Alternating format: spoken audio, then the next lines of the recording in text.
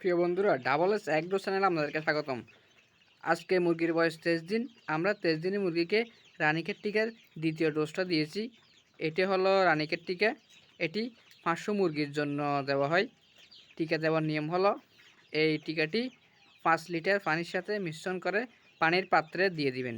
Just 2 ঘন্টা পর টিকার পানি নিয়ে নেবেন। আপনার মনে প্রশ্ন হতে পারে যে সকল মুরগিরা কি পানি পান করবে?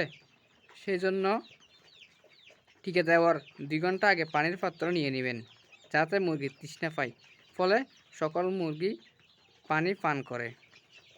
অনেকেই টিকা চোখে দিতে বলে। আপনি যদি প্রত্যেকটি মুরগি ধরে ধরে চোখে দিলে মুরগির ব্যথা পেয়ে থাকে, ফলে টিকা দেওয়ার পর মুরগির মৃত্যুর সংখ্যা বেড়ে যায়। আমরা আগে চোখে দিতাম, ফলে মুরগির মৃত্যুর সংখ্যা বেশি হতো। এখন পানির পাত্রে টিকা দেওয়ার ফলে মুরগির মৃত্যুর সংখ্যা স্বাভাবিক থাকে।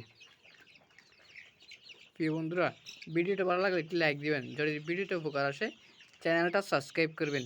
ধন্যবাদ সবাইকে।